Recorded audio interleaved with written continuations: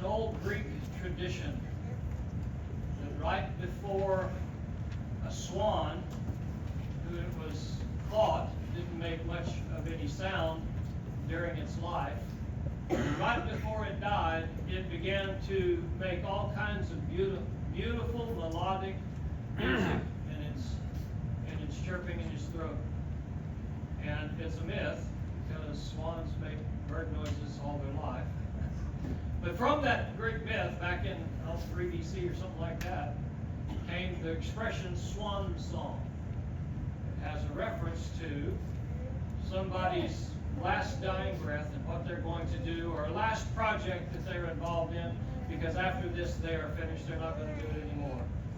And that is the way that this book has been characterized. 2 Timothy, if you really look into it, this is a letter that Paul writes to his son in the faith, someone he not only has worked with, but he has a great emotional connection with.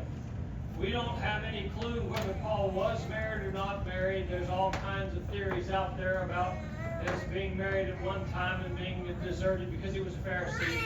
But anyway, all that's really irrelevant. What we do know is that whatever his kinfolk was, they weren't with him at the end. His most valuable and prized relationships were those who were members of the Lord's body who were helping him work. In fact, his disagreement with Barnabas was so stringent because John Mark didn't go with them and finish the job that they were supposed to do when they went out on a missionary journey. It was important to Paul, these relationships that had to do with people who were of the same mind and tried to continue with him. So in this particular book, this is his kind of swan song. It's his final dismissal, and you can tell it's a very emotional book, really, if you read it correctly in its context. A very emotional book about a man who is seeing the end as one who is ready to die. It's an interesting read sometime, and I was talking, I think, to Jimmy here the other day about reading Acts. He reads Acts a lot. Linda did multiple Bible studies on the book of Acts. It is an interesting read, and I highly recommend it sometime to pick up the book of Acts and begin at the beginning of it, which is taking up right where Jesus left off when he left the earth, and go all the way to the end. And if you're not teary-eyed at the end of Acts, something's wrong with you, because at the end of Acts we find Paul having done all the tremendous work throughout the book of Acts that we find, Luke picking him up halfway through and going with him and being an eyewitness of the book of Acts, what he saw Paul do. And at the end, Paul's in prison. Now, Paul spent time in prison on various and sundry occasions, but at the end of the book of Acts, this one was serious. And he writes Timothy, and he says, things are getting down to the wire. I always have thought that there is great wisdom in age, and I like hanging, and I've said this before, with some of you folks that have a few years under your belt. Some of the things that you teach me, some of the expressions you use, are quite educational. And many of you who know what I'm talking about know what I'm talking about. Because you've been around the block, you've lived things. In fact, I was telling somebody the other day I like visiting with older people because I love history and I read history. But you know what? I love talking to people who live the history. And what we're getting from this book of Timothy is a very personal letter to someone he cared so much for when he is about to leave this planet, leave this existence. And so he gives his swan song here, I think, in a very succinct way. A lot of other things going on in this letter, but in this particular place, he says several things I think are the way we ought to be as Christians. Paul said, be imitators of me as I am of Christ. Did Christ know that he was approaching the cross? Yes, he did. Did he know that the death that was coming was going to be the style and type that it was? Yes, he did. Did he approach it ready to give himself for it? Yes, he did. Paul followed that example, and he states that in this text. But what Paul leaves us here is an example for us to follow, but notice some of the features or characteristics of being ready. And by the way, I'll give you the punchline. Here's the spoiler at the end of the sermon. I don't care who you are, how old you are, how young you are. It's irrelevant. You could die tonight. That's a fact. And so this ought to be something that's relevant to everybody. I don't care whether you're 92 or 91 or however, or 16. We don't have any 16-year-olds in here. But anyway, I don't care how old you are. This ought to be relevant to us. And so the first thing I would note is he says, I am already being poured out as a drink offering. The time of my departure is at hand. He had a sense, and this is a guy that had been stoned and left for dead. He had to escape a city through a basket. There were times when he was run out of a city on a rail. He understood how his life could be in jeopardy. He gives a long list, talks about the shipwreck and being in the ocean 3 days. Those kinds of things would put a guy right near the brink. To me, if you're looking at Paul writing this to Timothy, he knows what being close to death is. This is not a fluke.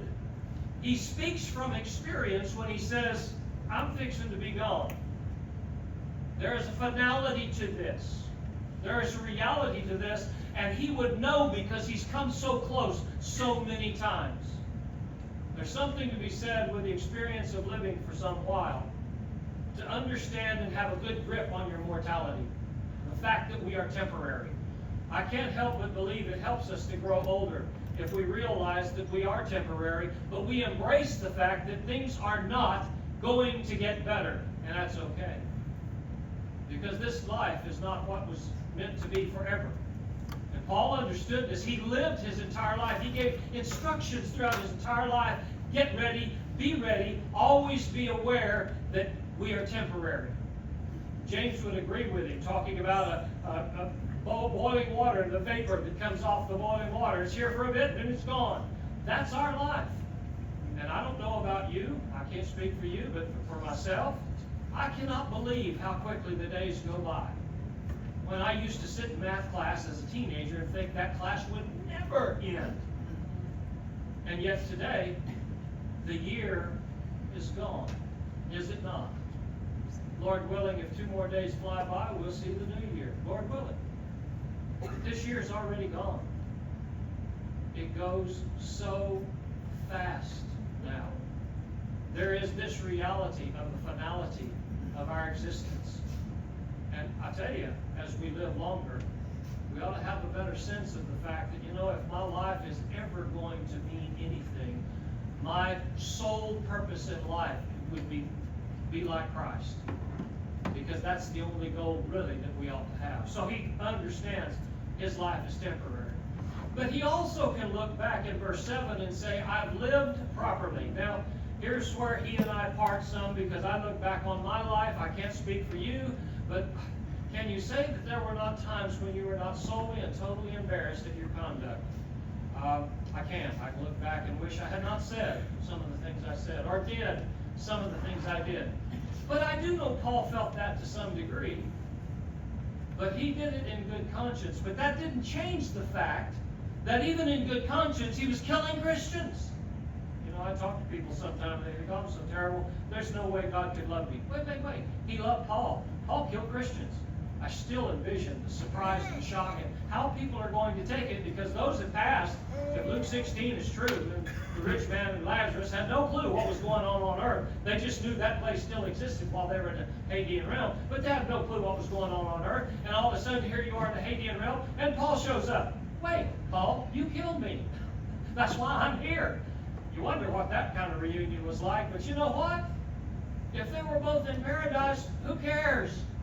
We're both here getting ready for the judgment to get our new bodies and be with God forever. Who cares what went on? Paul would say, I fought a good fight, and he said this after having lived the first part of his life being a strict Pharisee and killing Christians. I don't care what you've done.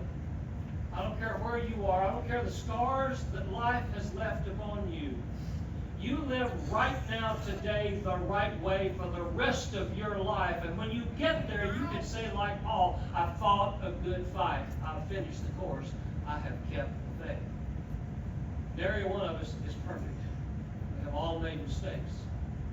The biggest mistake that we can make is staying mistaken. We should change ourselves. We should be better than what we were. Part of the reason we come here is to provoke one another to good works. Do better than what we've been doing.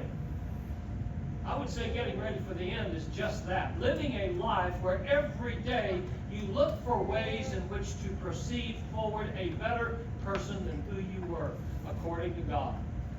You will never attain that perfection that we all strive for. That's our example, Jesus Christ, which is really handy, really, when you think about it, because He doesn't fluctuate, come and go, this and that, changing the rules. No, God's the same today, yesterday, forever. He's there. We can count on the goal we're aiming at. The only flaw in the ointment is us. It's our inconsistencies, but we can work on that. And someday I hope to be able to say with Paul, I fought a good fight, finished the course, and kept the faith. But the beauty of it is in verse 8. It really is. It's that finality of which he speaks here that makes, I think, everything he states so incredibly encouraging. In fact, I've said many times before, I don't know how an atheist can deal with death appropriately. If there is no hope, we are all men most miserable. But if there's nothing more than what we have here, how horrible that is. I mean, you're born, and the first rattle out of the box, somebody slaps you on the backside. Way to start. From there on, it goes downhill. You know, it's just terrible. And this is the best it gets? What a horrible existence. Oh no, I want a body where there's no pain. How about you? Do I get an amen on that one? I want a place to live where there are not all the drama, all the politicking, all of the garbage that goes on in relationships that happens down here. It's not going to happen there. All of that's over. I want a place where I am next to my God in ways I can't even imagine right now. When I try so hard through my prayer and through my study to get my relationship with God where it ought to be. Oh, when we get over there, it's going to be wonderful. I can't imagine a better finally than something like that. Where Paul speaks of the crown of righteousness, the Lord, the righteous judge. And this is what's cool about the whole thing. God is a righteous judge. And Paul's speaking as a sinner. He never claimed to be perfect. He's washed in the blood of Christ, no less than you and I are. And he's looking at this saying, God's a righteous judge. And because he's a righteous judge, yes, he's merciful. But most people think, well, he's a righteous judge. And immediately the negative comes in. Not for Paul. Not for Paul washed in the blood of Christ. He's a righteous judge. He told me if I do the best I could and do his will, I got it made. Who looks forward to heaven more so than somebody that's doing the best they can to do what God said to do? There is no fear to approach judgment for the Christian. Really should not be. I'm looking forward to it. I'm not going to assist God any because it's not within man to direct his own steps. Or I would keep riding motorcycles and see if I couldn't get that big semi-truck to Dodge. But no, I'm not going to do that. But I'll tell you what I am going to do. I'm going to live in such a way as to when that moment happens, whenever it is and however it is, I can look to heaven and say, I've fought a good fight, finished the course, kept the faith. And I'm looking forward to judgment. You know, I've not heard many preachers preach that kind of thing. You know, the Judgment Day has always got that ominous sound to it. It's, oh no, it's Judgment Day. Not for the Christian.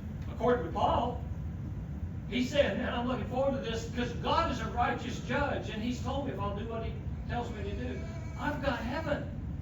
I've got assurance in that.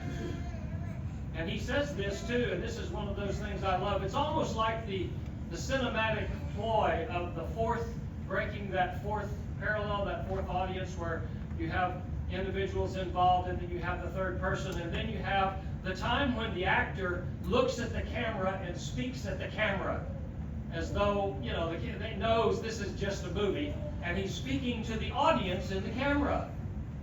You see that every now and then in the scriptures where Paul says something, well, kind of like Jesus did when he says in John 17, Lord, I'm not praying for just these apostles.